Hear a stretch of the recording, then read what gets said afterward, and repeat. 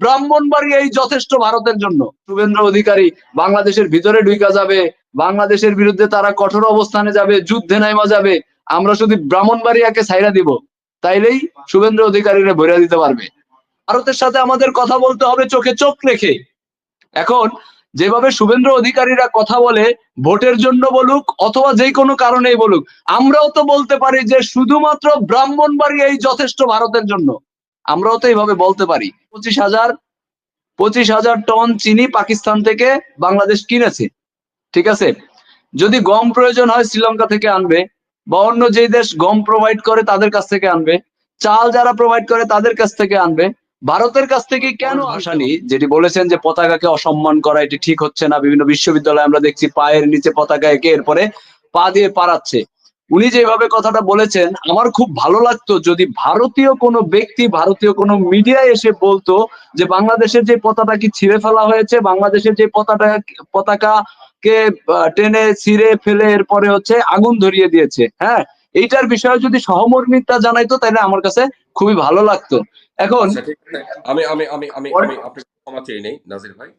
আজকে যারা সংলাপে গিয়েছে একটি অন্যতম রাজনৈতিক দল সেখানে ছিল, সেই দলের একজন মরহুম, উনি একজন নেতা, উনি বহুবার ভারতের পতাকা আগুন ধরিয়ে দিয়ে পুড়াই দিচ্ছে, বহুবার।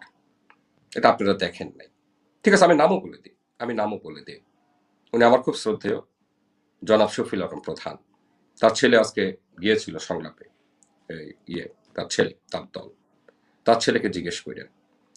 এটা আজকে পুরানি নাই, সেই 96 সালে। আজকে তো এখন 2024 সাল হিসাব করতেছেন। তখন আমাদের আসলে বন্ধু এবং শত্রু ভালোভাবে চিনতে হবে বড় ভাই। আমাদের বন্ধু এবং শত্রু দুইটাই ভালোভাবে চিনতে হবে। ইসরায়েল যেমন পুরো বিশ্বের শত্রু, ঠিক তেমনি ভারতের শত্রুতার পথে হাঁটছে। আমি বলছি শুভেন্দু অধিকারী যেভাবে কথা বলছে, সহযোগিতা করি। 1976 সালে 16 মে মাওলানা ভাসানী ফারাক্কা মার্চের বিরুদ্ধে লং মার্চ করেছিল, তা আমরা আঙ্গুল দিয়ে দেখাই নাই। তার আগে একটা বলবো, 1973 সালের নির্বাচনে যেটা আমাদের ন্যাপের ধানের শীষ মার্কা ছিল, সেই প্রার্থীদের পোস্টারে কি লেখা ছিল জানেন? পোস্টারে লেখা ছিল, যদি ভারতের তাবেদারের হাত থেকে দেশকে রক্ষা করতে চাও তাহলে আমার মনোনীত প্রার্থীকে ভোট দাও, মাওলানা ভাসানী। তা আমরা তো জানি, আমরা করতে পারছি কতটুকু সেটা বলেন। আমরা তো মাওলানা ভাসানীর সেই আদর্শকে এখনো পর্যন্ত ধারণ করতে পারি নাই। আমি আপনাকে উইথ ডিউ রেসপেক্ট আপনাকে বলছি যে আপনি তো সেই মাওলানা ভাসানীর যে আদর্শ, যে শিক্ষা উনি রেখে গেছেন, সেটা আমরা এখনো পর্যন্ত ধারণ করতে পারি নাই। এটা আমার কাছে মনে হচ্ছে যে আওয়ামী লীগ বিগত 15 বছরে ভারতের সঙ্গে যে সমস্ত চুক্তি করেছে, যেভাবে সম্পর্ক রেখেছে, ভারতের সাথে আমাদের যদি বন্ধুত্বের সম্পর্ক থাকে তাহলে সেটা হবে সমানে সমান। ভারতের সাথে আমাদের কথা বলতে হবে চোখে চোখ রেখে। এখন যেভাবে শুভেন্দু অধিকারীরা কথা বলে, ভোটের জন্য বলুক অথবা যে কোনো কারণেই বলুক, আমরাও তো বলতে পারি যে শুধুমাত্র ব্রাহ্মণবাড়িয়াই যথেষ্ট ভারতের জন্য। আমরাও তো এইভাবে বলতে পারি, কিন্তু আমরা তো ভারতকে সম্মান দেখিয়েই যাচ্ছি।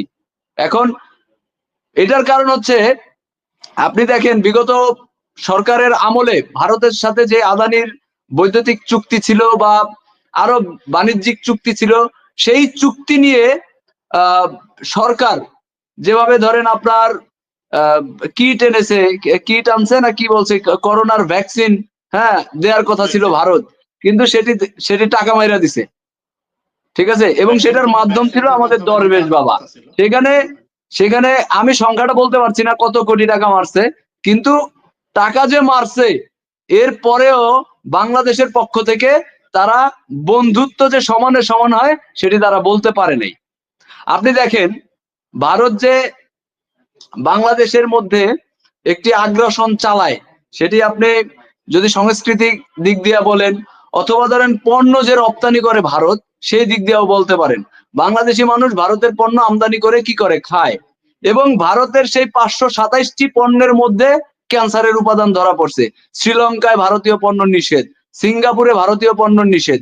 এখন বাংলাদেশে যদি কেউ ভারতীয় পণ্য বয়কটের ডাক দেয় তাহলে আমার মনে হয় বাংলাদেশি কারো গা জ্বালা পোড়া করার কথা না। এই মুহূর্তে যদি আপনি বিকল্প ভাবে চিন্তা করেন যে 25,000 টন চিনি পাকিস্তান থেকে বাংলাদেশ কিনেছে, ঠিক আছে।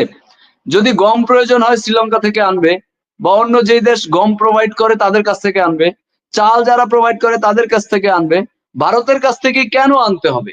আমার তো মনে হয় যে ভারতের সাথে সব ধরনের চুক্তি বাতিল করা উচিত। বাংলাদেশে যারা ভারতীয়রা রয়েছে চাকরি করে তাদেরকে তাদের দেশে ফেরত পাঠানো উচিত। কারণ এখনো পর্যন্ত আপনি জানেন না কোনটা রয়ের লোক, কোনটা ভারতীয়রা ইন্টেলেকচুয়াল ভাবে কাজ করছে, বাংলাদেশের সাম্প্রদায়িক সম্প্রীতি বিনষ্ট করছে, আপনি সেটা এখনো পর্যন্ত জানেন না। তাহলে এদেরকে এখনো পর্যন্ত চাকরিচ্যুত করা হচ্ছে না কেন? এদেরকে এখনো কেন তাদের দেশে তাদেরকে ফেরত পাঠানো হচ্ছে না? সবাই মনে করে ভারত একটি বড় রাষ্ট্র, যদি আক্রমণ চালায় অনেক কিছু হয়ে যাবে, কিন্তু এটা ভুল ভাবে নিচ্ছেন। রাশিয়ার সাথে ইউক্রেনের যুদ্ধ হচ্ছে, প্রায় 2 বছরের বেশি সময় অতিবাহিত হয়েছে। রাশিয়াও তো তখন বলেছিল আমরা 15 মিনিটে ইউক্রেনকে দখল করে নিব। সম্ভব হয়েছে? সম্ভব হয়েছে? হয় নাই। যুদ্ধ লাগানোটা এত সহজ না। তারা যেভাবে শুভেন্দ্র অধিকারী বাংলাদেশের ভিতরে ঢুকা যাবে, বাংলাদেশের বিরুদ্ধে তারা কঠোর অবস্থানে যাবে, যুদ্ধে নাইমা যাবে, আমরা শুধু ব্রাহ্মণবাড়িয়াকে ছাইরা দিব, তাইলেই শুভেন্দ্র অধিকারীরা ভরে দিতে পারবে। মানে এটা আসলে ধরেন মমতার যেই এক্সাম্পলটা আপনি দিলেন, যে মমতা ভোটের রাজনীতির জন্য এই ধরনের কথা বলেছে। মমতা জানে যে বাংলাদেশের শান্তিরক্ষী বাহিনী কেন কোনো কিছুই পাঠানোর প্রয়োজন নাই, কারণ বাংলাদেশের বিএনপি বলেন, জামাত বলেন, অন্যান্য দল, ধর্ম, মুসলিমরা বলেন, সবাই মিলে কিন্তু হিন্দুদেরকে প্রোটেক্ট করেছে। এবং আপনারা দেখেছেন যে 5 তারিখের পরে কিভাবে নিরাপত্তা দিয়েছে হিন্দুদেরকে এবং আপনার হচ্ছে সংখ্যালঘুদেরকে। কিন্তু এখন আমি বলতে চাই যে দেশের প্রশ্নে, দেশের সার্বভৌমত্বের প্রশ্নে বিএনপি কি তাহলে মমতার মতো রাজনৈতিক যে এজেন্ডা ছিল মমতার, সেইভাবে হাঁটছে কিনা? না না, আমি কিন্তু বলেছি যে পরপর নির্বাচনে যাওয়ার জন্য সকলেই ভোটের চিন্তা করেছে এবং সেখানে জামাতও আওয়ামী লীগের লোককে যোগদান করাইছে, কমিটিতে নিছে, আবার তারা আওয়ামী লীগকে ক্ষমা করে দিয়েছে। আমরাও এই সব দলের কথা বলেছি, আমাদের বিএনপি বলেন সবাই চেয়েছিল যে তার যার যার এলাকায় আমি আমার আসন থেকে নির্বাচন করতে চাই। আমি নিজে ভাই পাহারা দিছি, পাহারা তো দিছি আবার তাদের সাথে, কারণ তারা বলছে যে কোনো কিছু অসুবিধা নেই, তারপরেও ওই আওয়ামী লীগের দোসররা তাদেরকে ভয় দিত। আমি নিজে খরচ করে করে তাদেরকে নিয়ে মিটিং করতাম সন্ধ্যার পর পর। এই যে বিষয়টা, এটা আমরা সবাই করেছি, কারণ আমরা দেখেছি যে এই 5ই আগস্টের আগে কখনো কোনো হিন্দুদের মন্দির কেউ পাহারা এরকম দেয়নি, যেখানে মাদ্রাসার ছাত্ররা, ইমামরা এবং মনে করেন এই সকল ইসলামিক দল, অন্য দল সবাই কিন্তু এটা করেছে। তাই আমি বলেছি এইটা সেখানে হয়তোবা এইটা আমাদের অনেক দলের বাড়াবাড়ি হয়ে গিয়েছিল। এতে আওয়ামী লীগ মনে করেছে যে তারা এখন আমাদেরকে নিয়ে নমনীয় বা আমরা টুপ করে ঢুকতে পারবো, এক দলের সাথে যাইতে পারবো। এটা রাজনীতি অনেক সময় হিসাবে মেরুকরণে ভুল হতে পারে। তাই আমি বলছি, এই এখন আমি যেটা বলতে চাচ্ছি যে আজকে দেখেন, আমি মনে করি যে বাংলাদেশ যে এখন ঐক্যবদ্ধ হয়েছে, এই ঐক্যবদ্ধ থাকা উচিত। দেশপ্রেম যদি থাকে সকলের মধ্যে, এই জন্য যে আমাদের বাংলাদেশে যখন জাহাজ আসে, আজকেও ভারতে লেখছে আবার জাহাজ আসছে, আর পাকিস্তানের জাহাজ, যে কোনো জাহাজ, আমরা স্বাধীন, আমার দেশে জাহাজ আসুক, পাকিস্তান থেকে আসুক, নেপাল থেকে আসুক, থেকে আসুক, তাতে ভারতের কি? ভারতকে কেন এটাকে ই করবে? আজকে চায়না রাষ্ট্রদূত, পাকিস্তানের রাষ্ট্রদূত গতকালকে খালেদা জিয়ার সাথে দেখা করছে, এটা নিয়ে মনে করেন এই আওয়ামী দোসর টোসর বিভিন্ন ধরনের স্ট্যাটাস দেয়। স্ট্যাটাস দেওয়ার তো এখানে কিছু নেই। আপনারা জানেন যে চীন সবসময় বিএনপি বা এনটি আওয়ামী লীগের জন্য বেশি কার্যকর বাংলাদেশের জন্য, এবং ভালো করে। রাষ্ট্রবিজ্ঞানী একজন আছেন, উনি যদি গবেষণা করে দেখবে যে সেটাই সঠিক। এমনকি স্বাধীনতার পরপর এই বঙ্গবন্ধুকে তারা দিচ্ছিল না।